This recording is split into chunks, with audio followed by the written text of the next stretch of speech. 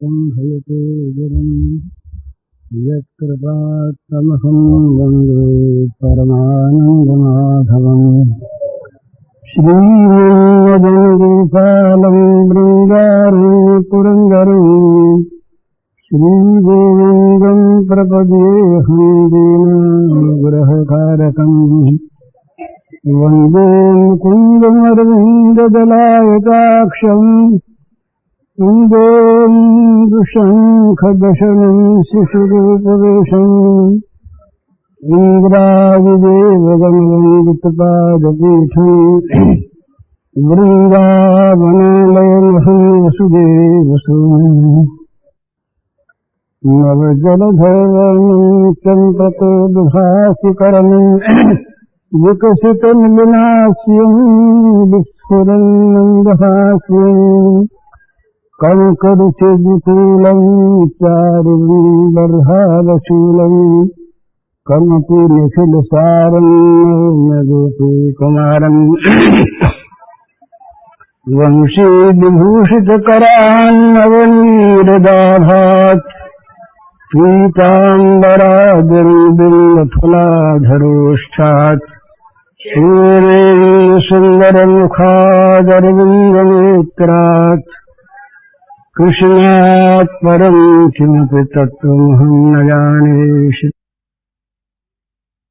अखिल चराचर विश्व के रूप में अभिव्यक्त भगवान की दृष्टि से आप सबके श्री चरणों में मेरे सभक्ति नमस्कार। महात्माओं गुरुजनों के श्री चरणों में विशेष नमस्कार, क्षमा प्रार्थना।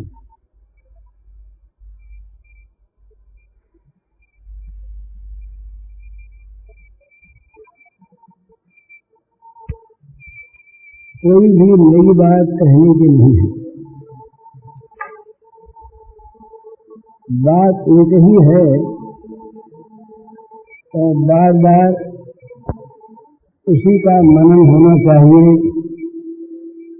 वही जीवन का स्वभाव बन जाना चाहिए। इसलिए एक ही बात प्रकार भेद से कही जाती है, ये आज की बात नहीं, युगों से यही चला आ रहा है। अभी जो महाराज जी कह रहे थे, कैसी दिव्य बात है। यहाँ मंगलनाथ जी महाराज से मुझे आप जो कहे थे तो वो याद आ गए, स्मृति आती है। तो मंगलनाथ जी महाराज के पिछले दिनों यदि वो निर्लिप्त थे तो कोई केस लग गया था। तो मनुष्य जिस वातावरण में होता है, उदाहरण वही याद आते हैं। तो वो कहा करते, एक दिन शेर जी के साथ गया था मैं, तो उपदेश कर रहे थे लोगों से। तो बोले भाई, किसी दूसरे की चीज को अपनी मान लेता क्या होता है? चीज तो अपनी रहती नहीं, छिन जाती है, पकड़ा जाता है और जेल होती है। तो इसी प्रकार भगवान की चीज सारी की सारी, भगवान की चीज को अपने मान ली। अरे भगवान ने कोई चीज किसी को दी, किस लिए दी? कोई एक संस्था है, ट्रस्ट है, ट्रस्ट में अमुक संपत्ति है। वो संपत्ति ट्रस्टियों को या ट्रस्ट के मैनेजर को सौंप दी गई। किस लिए? कि अपनी माने नहीं, उसकी संभाल करे, रक्षा करे और ट्रस्ट के उद्देश्य के अनुसार उसे खर्च करता रहे। पर वो यदि अपनी मान ले, अपने लिए खर्च करने लगे या अपने नाम से खर्च करने लगे, या उसको रखे रहे अपनी बोलकर, तो वो अपराधी होता है, उसे दंड मिलता है। इसी प्रकार बोले हमने भगवान की दी हुई चीज को शरीर भी मन भी, बुद्धि भी, ये सब के सब भगवान के हैं। बाहरी वस्तुएं तो सब भगवान की है ही। इन सब को हमने अपना मान लिया, मेरा मान लिया, मेरा मान लिया। लेकिन होता क्या है, जब मरते हैं तो इस नाम रूप से वो सब छूट जाते हैं। बिल्कुल सबका संबंध बिल्कुल टूट जाता है, एकदम नहीं रहता। तो चीज तो सब छीन ली जाती है। वहां ऐसा वर्णन आता है कि बड़े जो मोहासक्त जीव होते हैं उनको उस समय बहुत बड़ी पीड़ा होती है, मरते समय और मरने के पश्चात भी। मरने के पश्चात किसको पीड़ा होती है? बोले शरीर से वियोग हो गया, उसका स्थूल शरीर से उस जीवात्मा का वियोग हो गया। तो जीवात्मा तो मरा नहीं, और उस जीवात्मा में पूर्व शरीर के तमाम संबंध जो के क्यों मौजूद हैं। ये मेरा घर, ये मेरी संपत्ति, ये मेरी चीजें, ये मैंने छिपा के रखी थी, ये मुझको देनी थी, ये मुझके लिए थी। ये सारी बातें उसके जो की क्यों रहती है। वो क्योंकि वो तो आसक्ति, ममता, अहंता इसको लेकर मरता है ना, इनको साथ रह जाता है। तो मरने के बाद वो देखता है कि राम राम, जिस चीज को मैंने छिपा के रखा, किसी को दिया नहीं, देने की थी नहीं, अब भी छिपाने की वो पेटी खोली जाती है और उसकी चीज निकाल ली जाती है, दूसरे निकालते हैं। जिनसे परहेज किया था वही उसके मालिक बन जाते हैं। बड़ी पीड़ा होती है। यही जो मरने के बाद जो प्रेत होते हैं ना, वे प्रेत लोक में कई स्तर हैं प्रेतों के। जो उग्र प्रेत होते हैं और उनमें जो शक्तिशाली होते हैं, वे इस प्रकार की स्थिति में बड़ा उपद्रव करते हैं, बड़ा उपद्रव करते हैं, क्योंकि उन्हें सहन होता नहीं वो और रोक सकते नहीं। तो दूसरी प्रकार से वो उपद्रव करके अपने क्रोध से अपने कान लेना चाहते हैं, तो बड़ी पीड़ा उनको होती है। लेकिन यदि मृत्यु से पहले ही सब जगह से ममता निकाल ले, मेरापन निकाल ले, भगवान की चीज को भगवान, इसमें निकालना उकालना नहीं है, केवल असली चीज को असली मान लेना है भगवान की। हमने व्यर्थ ही अपनी मान रखा है। ये व्यर्थ की मान्यता को हम केवल छोड़ दें और हम केवल उसके सेवक बन जाएं। किसी ने कहा कि भाई दिन भर भगवान की पूजा कैसे करें? एक महात्मा कहे थे कि दिन भर भगवान की पूजा करो। बोले कैसे करें? दिन भर तो घर का काम करते हैं और अपने घर को संभालना है, दुकान को संभालना है। तो बोले ये तो सीधी बात है, दुकान भगवान की, घर भगवान की, घर का सारा काम भगवान का, घर के जितने सदस्य वे सारे भगवत स्वरूप तुमको सेवा के लिए मिले। तुम उनके साथ भगवान के नाते जिस संबंध से सेवा करने का तुमको वहां पर आदेश दे करके नियुक्त किया गया है, उस नियुक्ति के अनुसार तुम भगवान की चीज के द्वारा भगवान की सेवा करते रहो ईमानदारी के साथ, कुछ नहीं। तो फिर दिन भर जो काम, खाना पीना भी, सोना भी, जगना भी और संसार के सारे काम, ये सब के सब भगवान की पूजा बन जाएंगे। और होगा फिर क्या? कर्मों में पवित्रता आती है, ममता से, आसक्ति से, कामना से। ये कर्मों को अपवित्र करने वाले ये सब हैं। ये जब नहीं रहेंगे और भगवान के लिए कर्म होगा और भगवान की वस्तुओं के द्वारा वो कर्म संपन्न होगा, तो भगवान की प्रसन्नता के लिए होने वाला कर्म भगवान के अनुकूल होगा। वो प्रतिकूल नहीं करने जाएगा। ये एक स्वाभाविक बात है। हमारे घर में कोई अतिथि आ जाए और अतिथि को हमें प्रसन्न करना है, स्वाभाविक। तो हम पहले से जान लेना चाहते हैं, नया अतिथि है भाई, ये क्या खाते हैं, इनको क्या चीज पसंद है, ये कैसे जल से नहाते, ठंडे से कि गर्म से, क्योंकि उनके अनुकूल न करना है। तो जब भगवान की पूजा के लिए हमारे सारे काम होंगे, तो जिन कर्मों से भगवान की पूजा होती है, जो कर्म भगवान को प्रिय है, तत्प्रीत्यर्थम, जो कर्म भगवान को प्रिय है वही कर्म होंगे। और भगवान को जो कर्म प्रिय है वही शास्त्रोक्त कर्म है। शास्त्र की विधि के कर्मों का अर्थ ही है भगवान के प्रीतिकर कार्य, और भगवान के प्रीतिकर कार्य का अर्थ ही है शास्त्रोक्त वैध कर्म। तो इसलिए बुरे कर्म जीवन से निकल जाएंगे, पुण्य कर्म होंगे, और वो पुण्य कर्म भगवान के अर्पित होने से अपने आप निष्काम हो गए। उन कर्म के द्वारा भगवान की पूजा हुई तो निष्काम हो गए। तो उन कर्मों का कोई पूर्ण फल उत्पन्न नहीं होगा, उन कर्मों का फल उत्पन्न होगा भगवत प्रीति, भगवत प्रेम, भगवत कृपा, भगवत साक्षात्कार।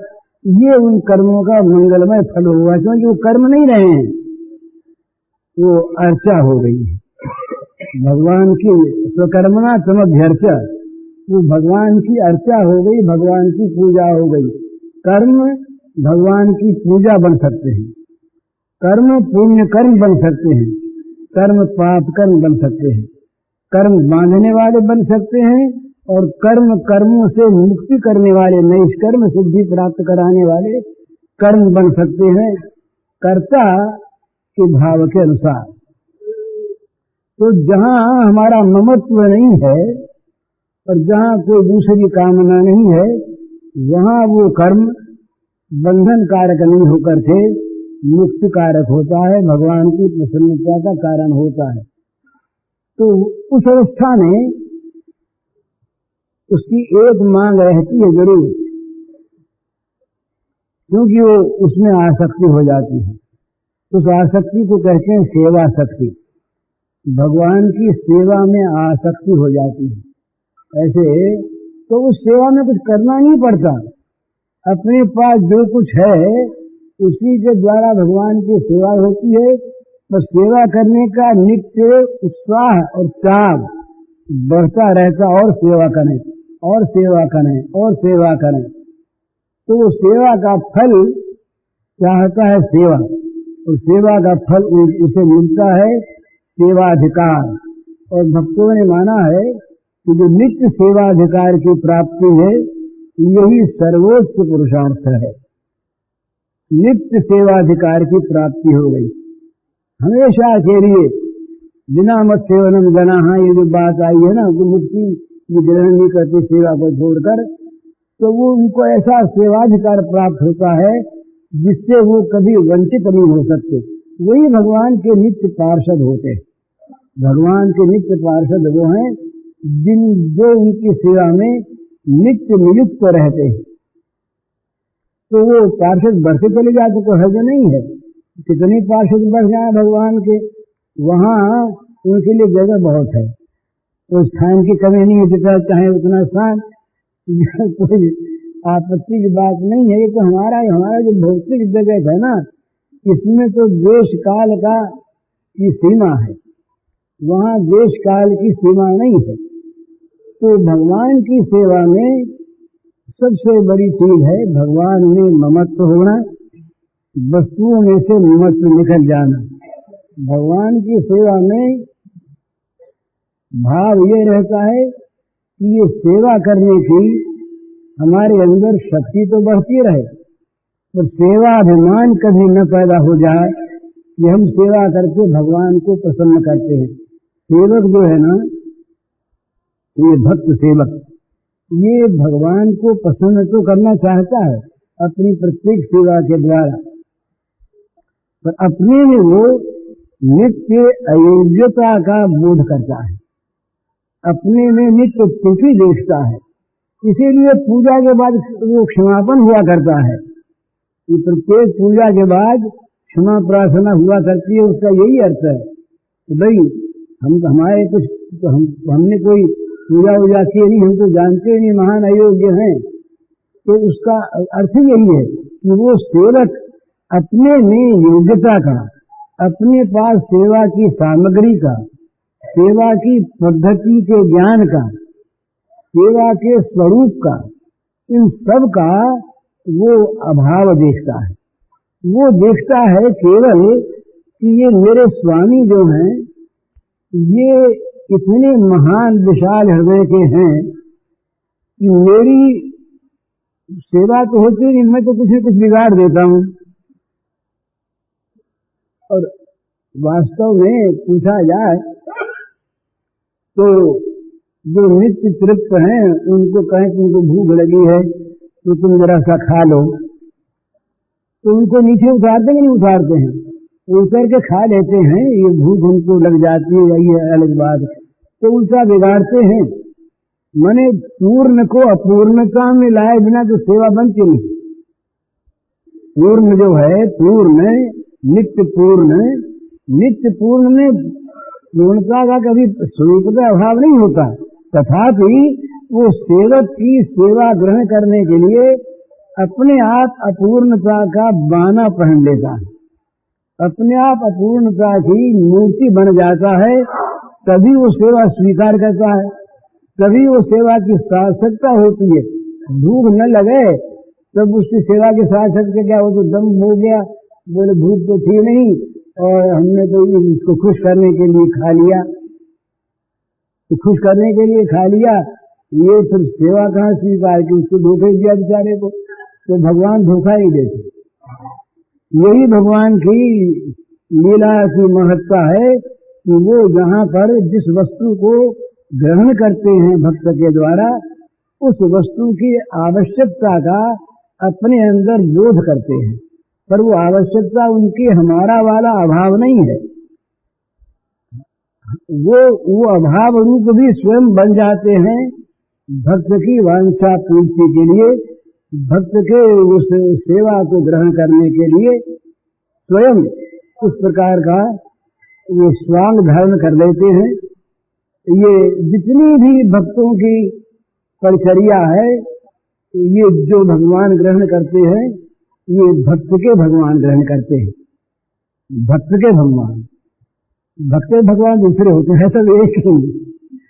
भक्त के भगवान दूसरे हैं और वो जो पूर्णतम भगवान है, जहाँ पर भक्त के अलग संज्ञा ही नहीं कुछ भी, वो भगवान न ग्रहण करते हैं और न देते हैं न लेते हैं, वो अपना अलग है। ये भक्त के भगवान जो होते हैं तो ये ग्रहण भी करते हैं और ये देते भी हैं। ये देते हैं, इनका देन लेन जो है ये दोनों होता तो अपने में ही है। तो जैसा आपने भी कहा ना, ये देते हैं और दे करके भी अपने को ऋणी मानते हैं। ये भगवान का स्वभाव देखिए कि सारा देते वही हैं और जो लेते हैं वो भी अपनी चीज लेते हैं, दूसरे की लेते नहीं, परंतु वो अपनी चीज ले करके बदले में देने योग्य अपने को नहीं मानते। यही स्वभाव भक्त में आता है। भगवान को आप कोई चीज दीजिए, वो चीज कहाँ से देंगे? उनके भंडार में से। वो उसके स्वामी कौन है? वो हैं। अब भगवान ने वो चीज ले ली और ले करके कहते हैं कि तुमने भाई बड़ी अच्छी चीज दी, इसका बदला तुम्हें हम क्या दें? हमारे पास तो कुछ देने को है ही नहीं, हमारे पास कुछ देने को है ही नहीं, इसका बदला हम क्या दें? अपनी चीज ली, अपनी चीज ली और ले करके उसका बदला देने में अपने को असमर्थ पाते हैं भगवान। तो ये भगवान का स्वभाव है। यही स्वभाव भक्त में आना चाहिए, व्यवहार में।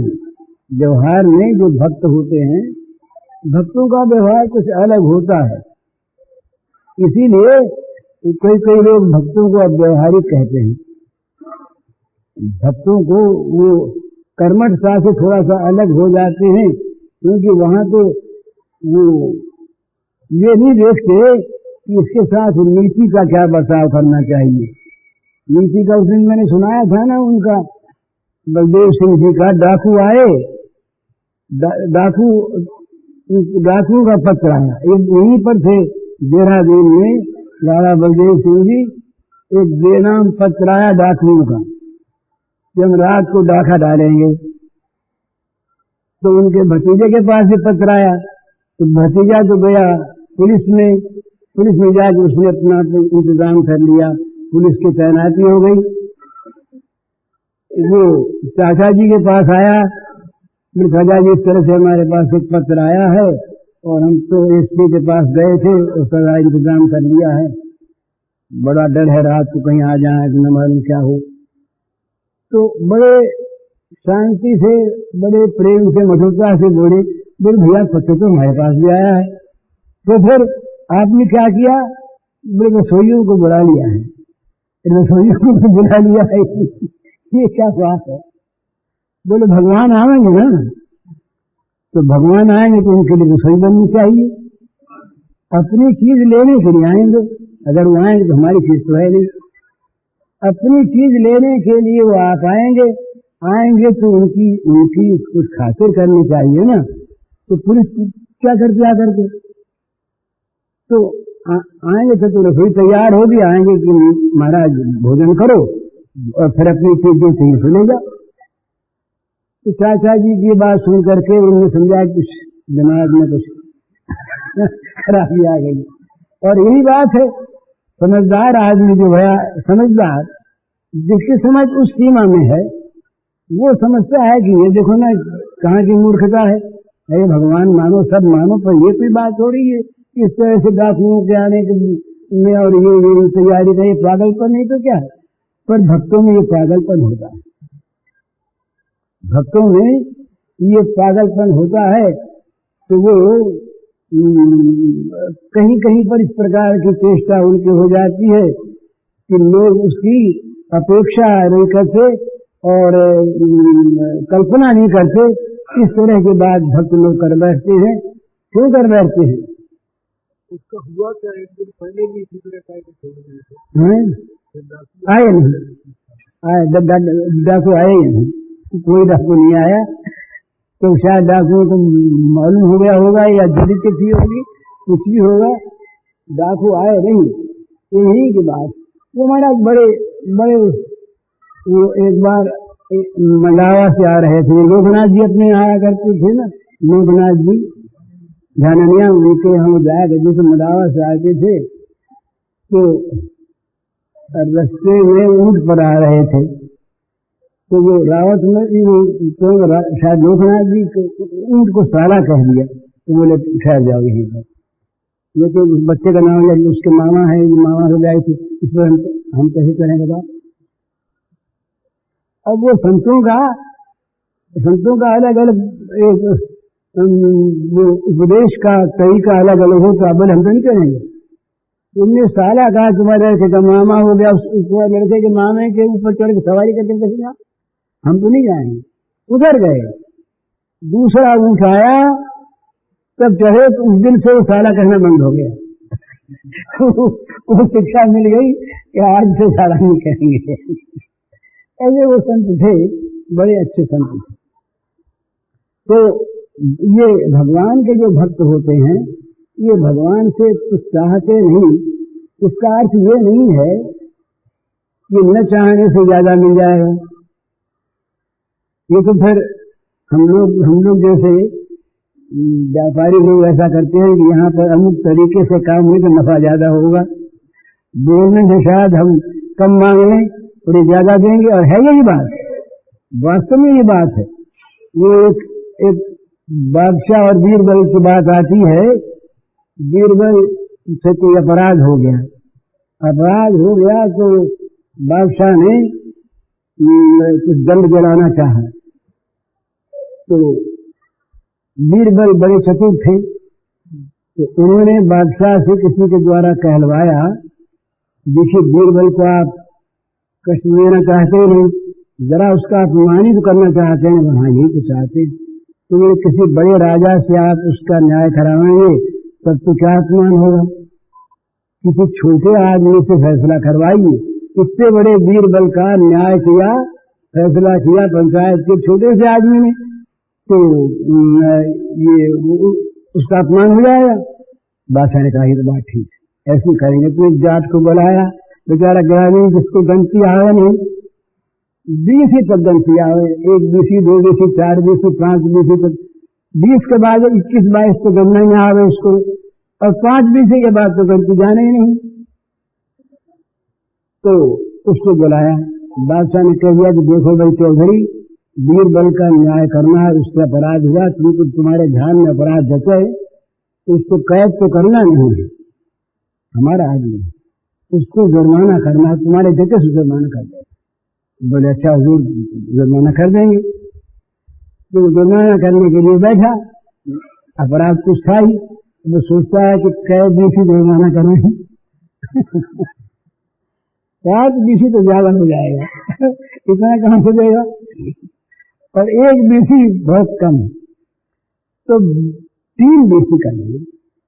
तो 3 बीसी जुर्माना कर दिया, 60 रुपया छूट गए। किसी राजा महाराजा के द्वारा करवा के तो लाखों रुपया करता। तो जो 3 बीसी 5 बीसी के आगे गंती नहीं जानता, वो क्या मांगेगा बताइए। तो हम लोग अगर कहीं भगवान से मांगेंगे तो क्या मांगेंगे? भगवान का जो विशाल हृदय है, भगवान जो देना चाहते देते हैं, वहां तक हमारी कल्पना नहीं जाएगी। ये भगवान से मांगना जो है ना, ये मांगने वालों के लिए भी मूर्खता है। जो मांगना, जो वैसे तो भगवान से मांगना ही मूर्खता है।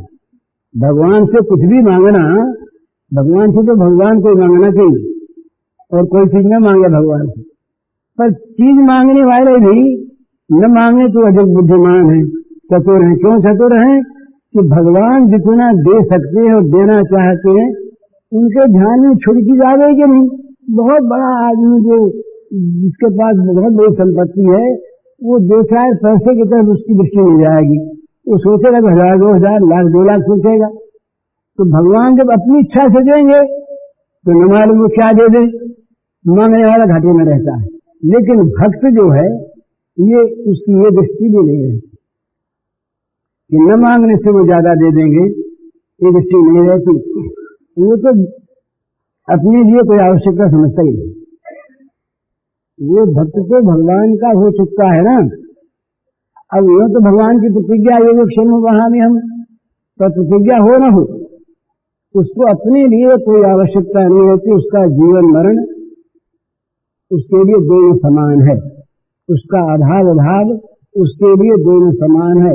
वो तो केवल चाहता है और केवल मांगता है भगवान की सेवा, भगवान का भजन, भगवान की स्मृति। इसमें कभी जरा सी भी बाधा न पड़े, उसकी एक ही मांग रहती है। उसमें अगर बाधा पड़ती है तो वो उसे न तो स्वीकार है और न उसके वो अनुकूल है, वो बड़ी प्रतिकूल मालूम होती है। बल्कि यहाँ तक कि सर्वस्व छीन लिया जाए, सर्वस्व छीन लिया जाए। त्रिभुवन विभव हेतु ये कहा, भागवतोत्तमों का वर्णन जब करते हैं भागवत में एकादश में, का एक तरफ त्रिभुवन का वैभव है और एक तरफ लवार नबी आधे लव के लिए भगवान को भूल जाना। किसी से कहे चले क्या लगता है, जरा सी देर भगवान को भूल जाओ और तुम्हें त्रिभुवन का वैभव दे देंगे। अब आज का बुद्धिमान आदमी तो ये कहेगा कि इसमें क्या लगता है, अरे थोड़ी देर भगवान को भूल गए कौन सी हानि हो गई। पर उसके लिए तो बहुत बड़ी हानि। वो तो आधे लव के लिए भी भगवान को भूल जाए तो इससे बड़ा नुकसान और क्या होगा। वो कहता है त्रिभुवन का वैभव नहीं चाहिए, त्रिभुवन का वैभव नहीं चाहिए, बल्कि वो तो और आगे बढ़ता है। वो तो कहता है स्वर्ग का राज्य नहीं चाहिए, मोक्ष नहीं चाहिए। भगवान की स्मृति जो है वो अखंडित बनी रहे, वो नित्य बनी रहे, भले इसके बदले में नरक में जाना पड़े। मांगने की बात तो अलग रही, सारे सुख उसके छीन लिए जाएं, सारे सौभाग्य उसके छीन लिए जाएं, सारे पुण्य उसके छीन लिए जाएं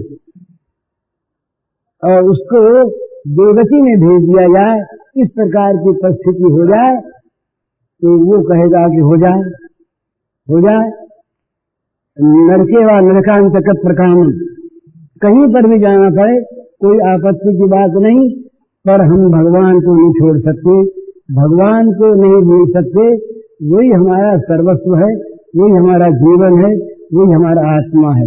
इस प्रकार भगवान में ममता हो जाए, अनन्य ममता विष्णु, भगवान में ममता हो जाए और तो इन द्वंद्वों में समता हो जाए।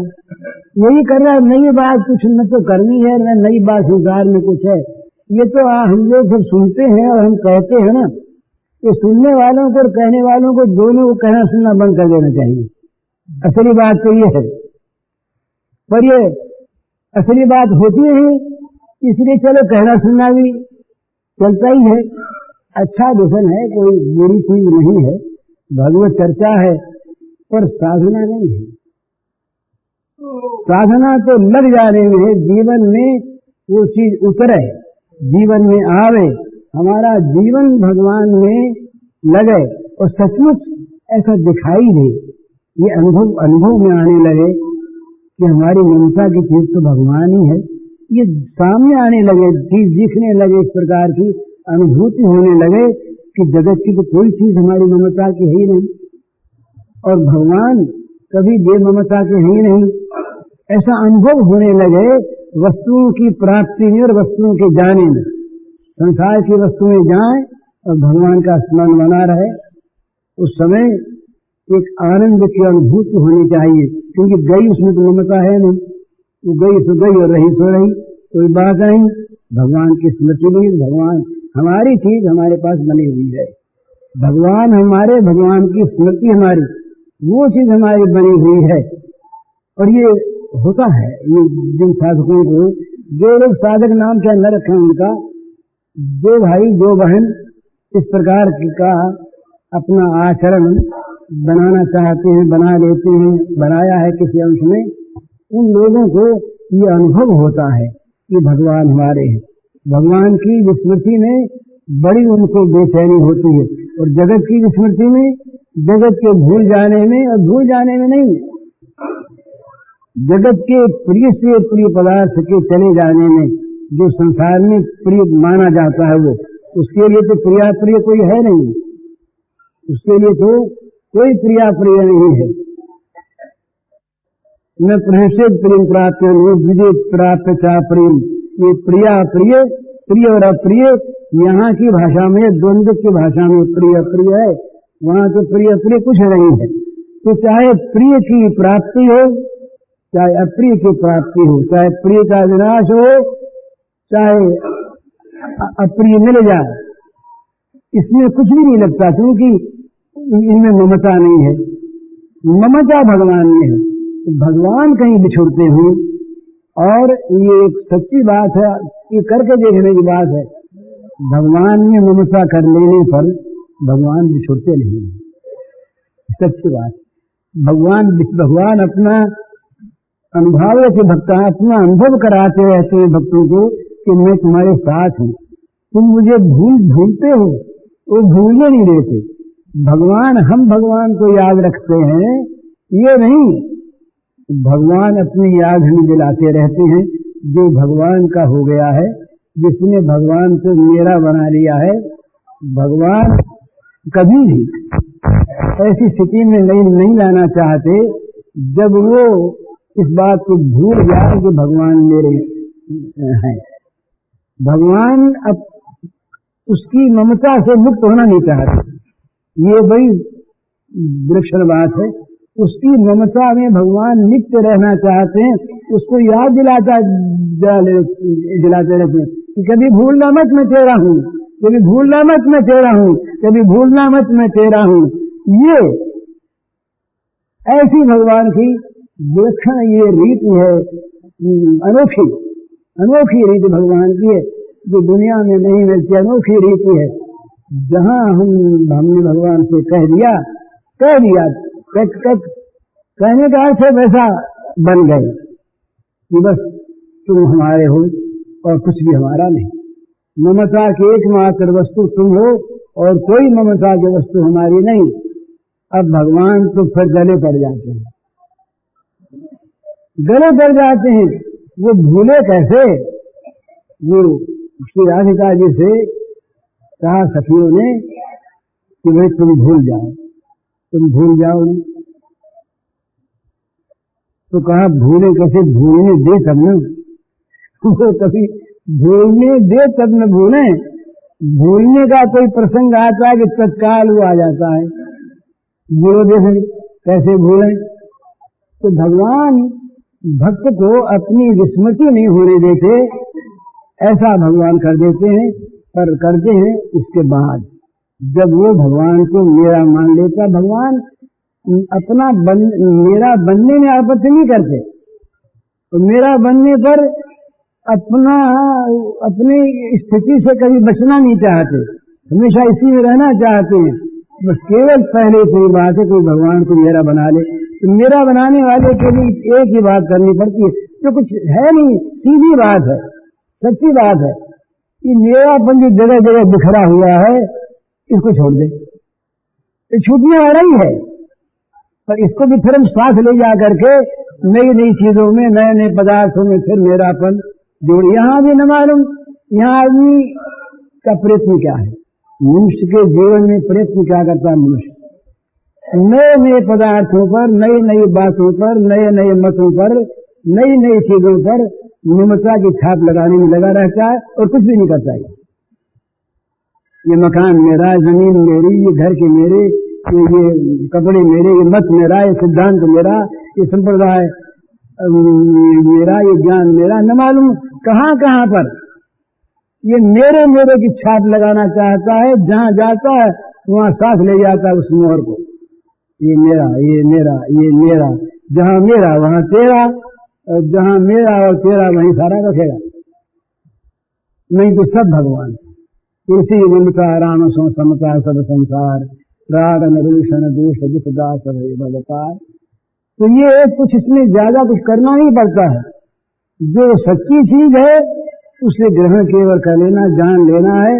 संसार में कुछ भी मेरा है नहीं, मिथ्या मेरा मान रखा है, आरोप कर रखा है, इस मिथ्या आरोप को छोड़ दो और भगवान नित्य हमारे हैं, इस नित्य हमारे भगवान को जान लो। कुछ नहीं करना, जो चीज है वैसी की वैसी सत्य में सत्य की उपलब्धि करना है, सत्य में सत्य को देखना है। अभी जो हमने इस जगत में जो हम देख रहे हैं, ये हमारा असत्य में सत्य को खोजना है, जहाँ है नहीं वहाँ मिलेगा कहाँ से। तो ये जगत में सत्ता खोजना, जगत में सुख खोजना, ये हमेशा निराशा देने वाला होगा। बड़ा जो जगत में सुख की खोज करेंगे वो दुखों को बुलाएंगे, और जगत में जो निराश हो जाएंगे वो सुखी हो जाएंगे। आशा ही परमम दुखम नैराश्यम परमम सुखम। जगत के भोगों से जो आशा रखेंगे वो दुखों को बुलाएंगे, निराश होंगे, और जगत से जो आशा छोड़ देंगे सुख उनके पास अपने आप आएंगे। नैराश्यम परमम सुखम। तो ये भोगों की आशा ही भ्रम है, यही अज्ञान है, यही जगत को पकड़े रहना है।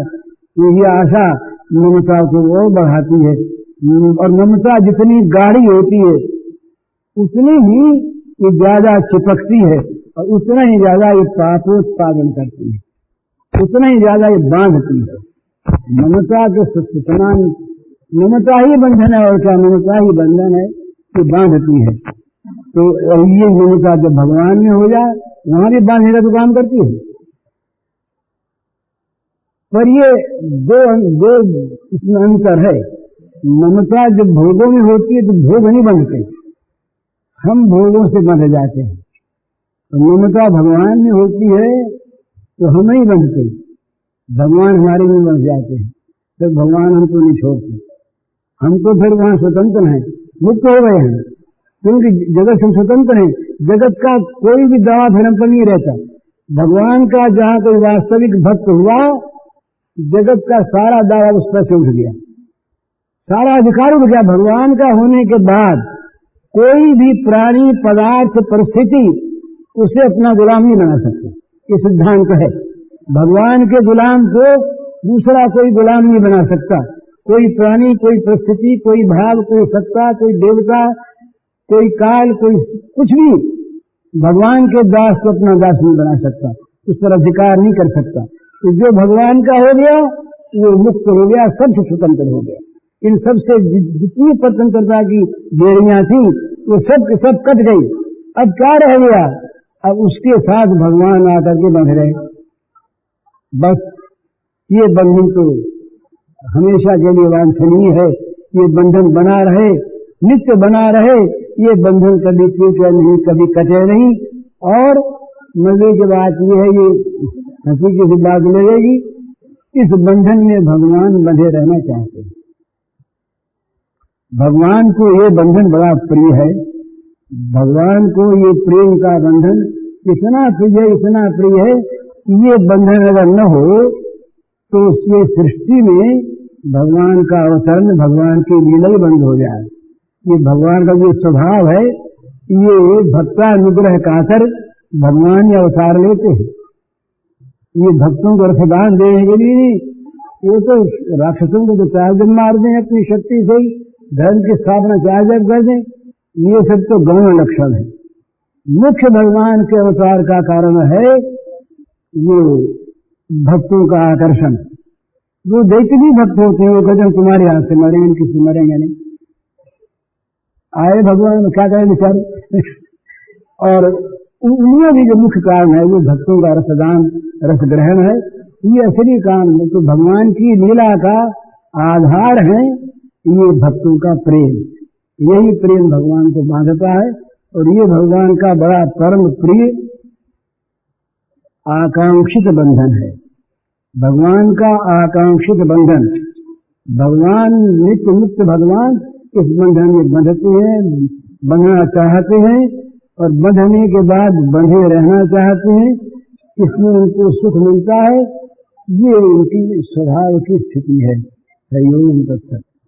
बोल सियावर रामचंद्र की जय। सीताराम सीताराम सीताराम जय सीताराम जय सीताराम सीताराम सीताराम जय सीताराम जय सीताराम सीताराम सीताराम जय सीताराम जय सीताराम सीताराम सीताराम जय सीताराम जय सीताराम सीताराम सीताराम जय सीताराम जय सीताराम सीताराम सीताराम जय सीताराम जय सीताराम सीताराम सीताराम जय सीताराम जय सीताराम